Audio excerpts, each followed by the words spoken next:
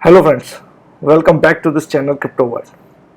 तो जैसा मैंने लास्ट वीडियो में आपको बताया था कि मार्केट ग्रीन थी, मैंने आपको दिखाए थे कॉइन्स अच्छा परफॉर्म कर रहे थे, बट मैंने आपको बताया था ये परमानेंट नहीं है, ये 2-3 दिन की मार्केट है। आपको दोबारा से एक फॉल देखने को मिलेगा और मार्केट पूरी रेड हो जाएगी। तो आपने देखा होगा कल फिर से बिटकॉइन डाउन गया, पूरी ऑल्ट मार्केट रेड हो गई। तो अभी ये कुछ टाइम ऐसा चलता रहेगा, जैसा कि मैंने आपको बताया था कि बुल और बियरिश दोनों ही अभी इस टाइम मार्केट में है। हमें शॉर्ट टाइम प्रॉफिट बुक करते रहना है, अभी लॉन्ग टर्म वाली मार्केट नहीं है।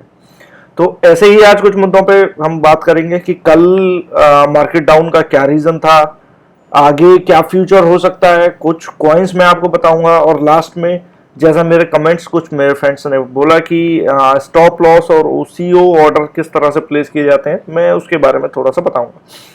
तो वीडियो स्टार्ट करने से पहले दोस्तों, अगर आप नए हैं तो आप मेरे चैनल को सब्सक्राइब कर सकते हैं, बेल आइकन का प्रेस कर सकते हैं, जिससे हमारे चैनल की सारी वीडियोस की आपको अपडेट आती रहेंगी।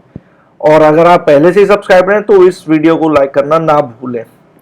और इमीडिएट सपोर्ट के लिए या फिर जानकारी के लिए आप हमारे टेलीग्राम चैनल से जुड़ सकते हैं, क्योंकि वीडियो बनाना दोस्तों कभी कभी लेट हो जाता है, तो हम instant information YouTube Telegram group पे डाल सकते हैं। इसकी इन्फॉर्मेशन मैंने आपको कमेंट बॉक्स में दे चुकी है, आप वहां से मेरा चैनल ज्वाइन कर सकते हैं। तो ठीक है दोस्तों, चलते हैं हम कंप्यूटर स्क्रीन की तरफ। तो सबसे पहले मैं आपको बताना चाहूंगा कि मार्केट का कल गिरने का रीजन, यहां आप देख पा रहे हैं कि south Korea impose 20% of income tax on crypto transaction. तो क्या हुआ था, हाँ, 2022 का जो टैक्स ईयर कोरिया का आया था, उन्होंने उस पर 20% का टैक्स लगा दिया है, जिस वजह से एक मार्केट में एक छोटा सा फॉल, जो कि ज्यादा बड़ा नहीं था, छोटा सा फॉल हमको इस इंफॉर्मेशन की वजह से देखने के लिए मिल गया। बट मेरे को लगता है कि अब जो हमारे फर्स्ट और जो बैड न्यूज़ थी वो कुछ हद तक अब खत्म होती जा रही हैं। चाइना का बैन हो चुका, या फिर एलन मस्क की स्टेटमेंट्स हो, या फिर अब हमने देखा कि साउथ कोरिया ने इसको बैन लगा दिया है। तो अब धीरे धीरे धीरे धीरे मार्केट अब मूवमेंट होनी चाहिए एक सुधरे हुए एक पॉजिटिव वे में। हम कह सकते हैं कि अब यहां से हम मार्केट का थोड़ा सा बढ़ाव देख सकते हैं। तो अब क्वेश्चन आता है कि क्या अब हमारा बिटकॉइन जो है, काफी लोगों ने कमेंट किया, काफी लोगों से मुझे मैसेज आए, उनका कहना है कि वो इतना डर गए हैं कि इन्होंने कहा कि अब शायद बिटकॉइन बैन हो गया है, अब शायद बिटकॉइन अब दोबारा नहीं उठेगा, अब ये क्रैश हो जाएगा। तो दोस्तों मैं आपको बताना चाहूंगा, 2017 में जो लोग भी इस बिटकॉइन में डील करते थे, उन सभी ने ये सब पहले भी देख चुका है। पहले भी ऐसा हुआ था कि $19,000, यानी लगभग मैं कहूं तो 12.5 लाख से 13 लाख रुपए तक बिटकॉइन गया था, अचानक से 2.5 लाख पे आ गया विद इन अ मंथ। ऐसे ही न्यूज आई थी, चाइना ने बैन कर दिया था, इंडिया ने बैन कर दिया था, लोग पैनिक हो गए थे, लोगों ने सेल कर दिया। फिर क्या हुआ, उसके बाद इतनी फोमोज आई, इतनी फोमोज आप देख सकते हैं कि इसी साल में $65,000 बिटकॉइन टच करके आया है। ये फिर से डाउन हो गया, फिर से डाउन, आप देखेंगे 30,000 से नीचे नहीं गया है, बट फिर से लोगों का यही मानना है कि ये खत्म हो गया है, कुछ नहीं, ऐसा नहीं होता है।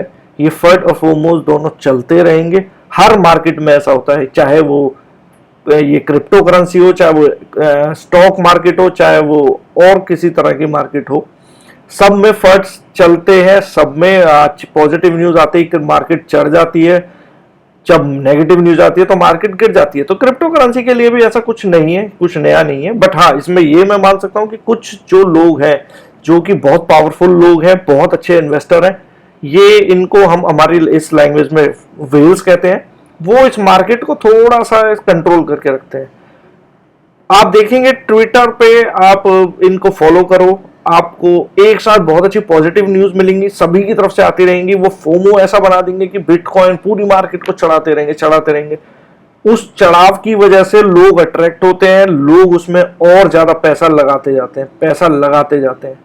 पर एट द एंड क्या होता है, कुछ फट्स आने लग जाते हैं, लोग एक दूसरे की बुराइयां करने लग जाते हैं, एक दूसरे पे ब्लेम डालने लग जाते हैं, ऐसा हमें लगता है कि अब ये लोग आपस में लड़ रहे हैं, पर दोस्तों ऐसा नहीं होता है। ये वेल्स सब कुछ प्लानिंग करके, इनका पैसा ये बहुत अच्छा इन्वेस्टमेंट करके, बहुत अच्छा प्रॉफिट करके एक बहुत अच्छे लेवल पे जाकर इंपोज करते हैं, सारा अपना पैसा दोबारा से यूएसडीटी में कन्वर्ट कर देते हैं, जिसकी वजह से हमें एक बहुत बड़ा डंप देखने को मिलता है। ये सारा सर्कुलेशन इस तरह से होता है कि आपको एक के बाद एक के बाद एक के बाद bad news bad news bad news, आप सोचेंगे कि अब मार्केट चढ़ेगी, अब मार्केट चढ़ेगी, अब मार्केट चढ़ेगी, बट होता है इसका उल्टा है। मार्केट गिरती जाती है और बहुत ज्यादा वो डाउन तक चली जाती है। पर हम लोग इसमें से गलती क्या करते हैं, कुछ लोग इसकी चकाचौंध को देखते हैं, बहुत जब हाई पे चला जाता है, मार्केट में पॉजिटिव न्यूज आती है, उस टाइम पे वो लोग एंटर करते हैं। वो सोचते हैं कि ये बहुत ऊपर जा रहा है, ये और भी आगे जाएगा। $65,000 पे लोग कहने लगे थे $1,00,000 जाएगा, $2,00,000 जाएगा, लोगों ने इन्वेस्ट करना चालू हो गया। और हुआ क्या, अचानक से मार्केट क्रैश हो गई और उन लोगों ने डर की वजह से सारा पैसा निकाल दिया।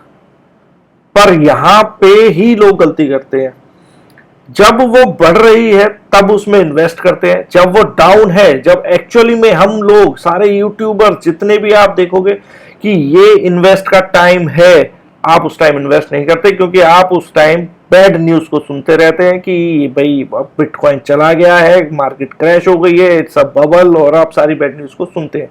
होगा फिर से यही आज 2021 है, हो सकता है 1 साल बाद या 2 साल बाद या कि 10 साल बाद ये फॉर श्योर 5 से 10 लाख डॉलर भी जा सकता है, क्योंकि इसकी मार्केट एंड सप्लाई बहुत कम है, ये लिमिटेड है और इसकी डिमांड रोज के रोज हिसाब से बढ़ने लग जाती है।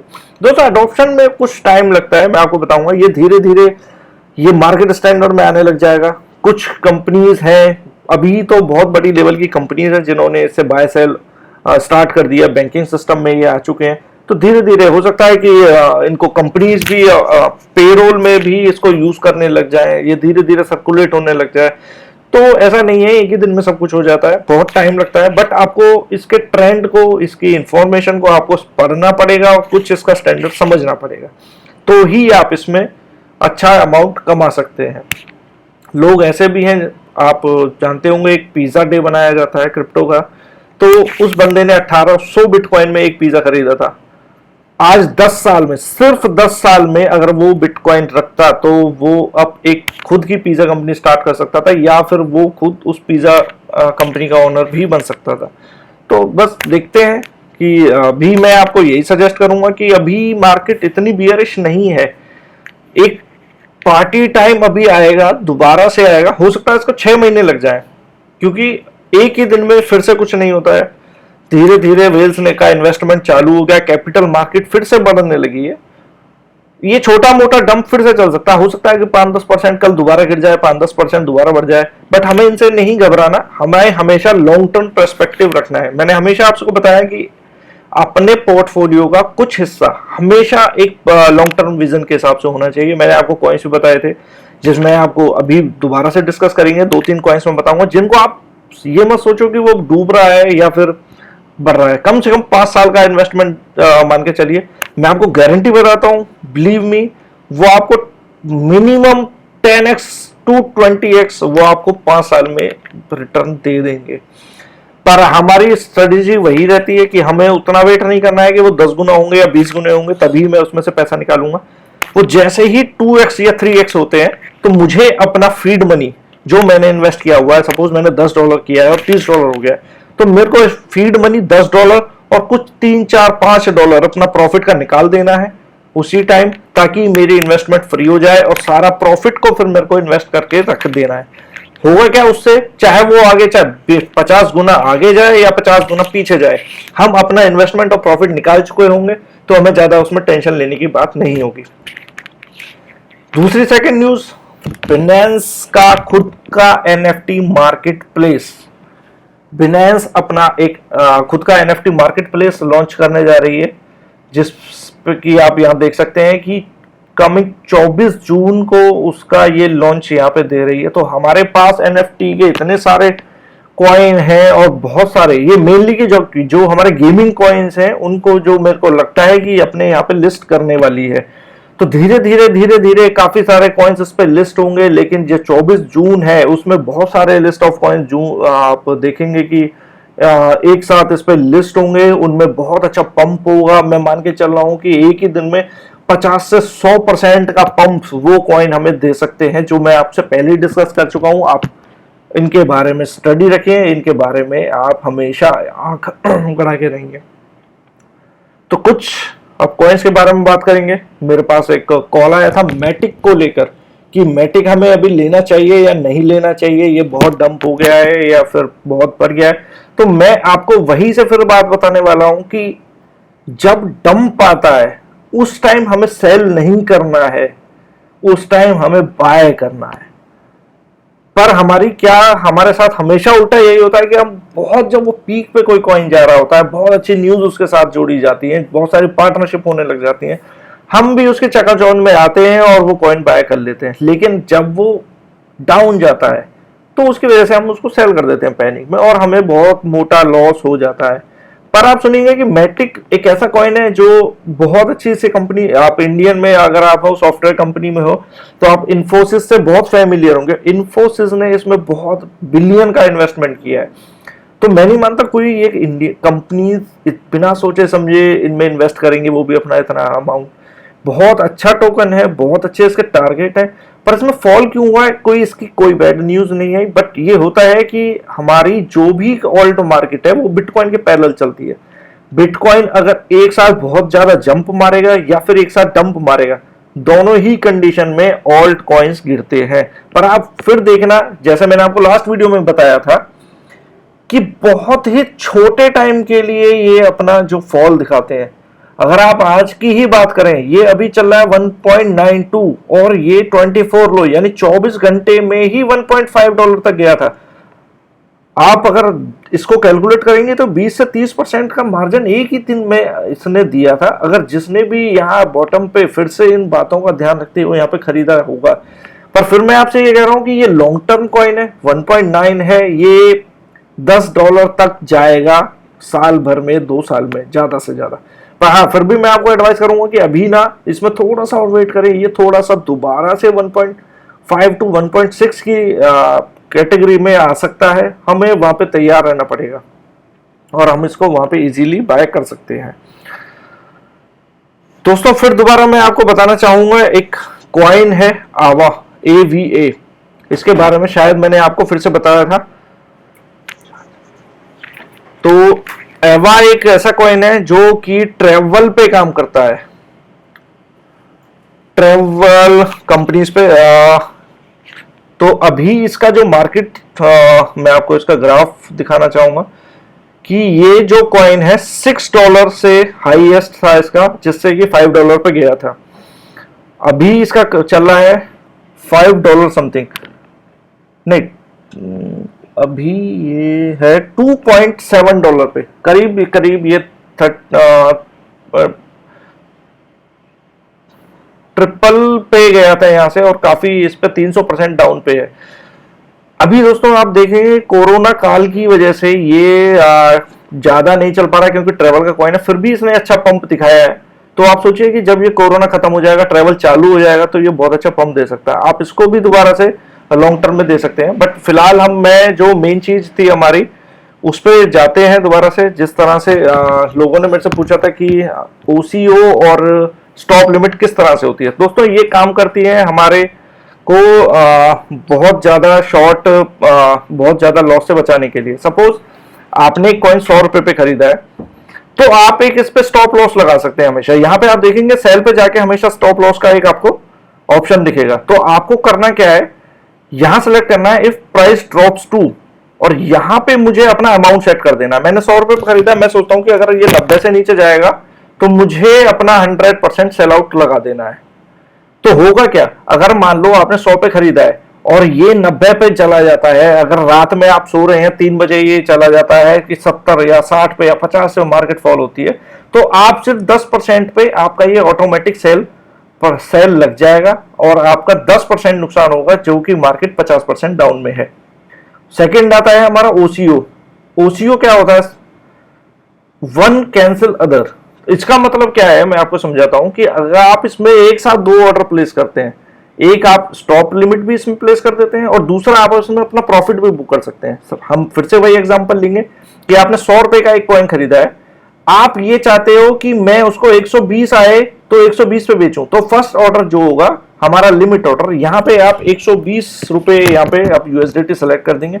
और दूसरा है स्टॉप लॉस, कि आप वही अगर 120 पे आए तो मेरे को बेच देना है, या फिर 90 से नीचे गिरेगा, अगर वो डाउन जाता है तो मैं यहां पे 90 सेलेक्ट करके उसको सेलेक्ट करके अपना एक ऑर्डर क्रिएट कर दूंगा। तो होगा क्या, जब आप इसकी ऑर्डर हिस्ट्री में देखेंगे कि मेरे दो ऑर्डर वहां पे क्रिएट हो गए होंगे, एक तो सेल ऑर्डर और दूसरा की स्टॉप लॉस।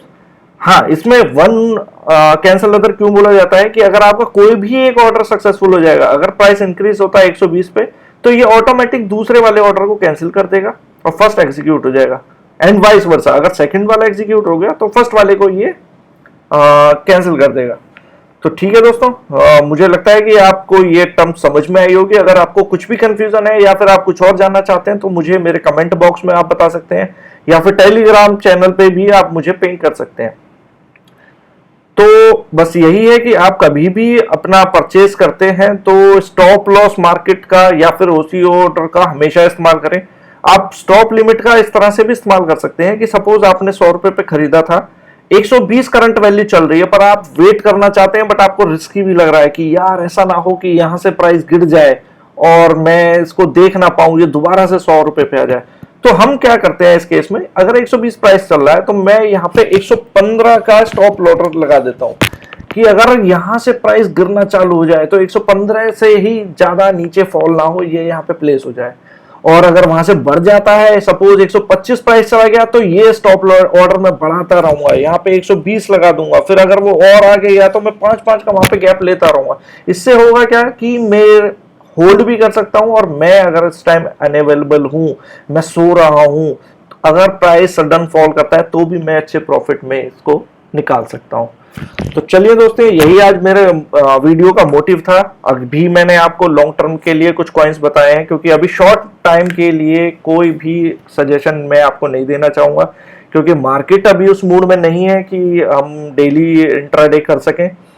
पर जैसे भी मार्केट स्टेबल होगी, मैं आपको टेलीग्राम ग्रुप पे या फिर मैं उसके लिए पर्सनल वीडियो बना के जरूर आप सबको बताऊंगा। तो तब तक के आप सेफ रहिए और छोटी अर्निंग करते रहिए। ठीक है दोस्तों, चलते हैं, फिर मिलते हैं नेक्स्ट एपिसोड।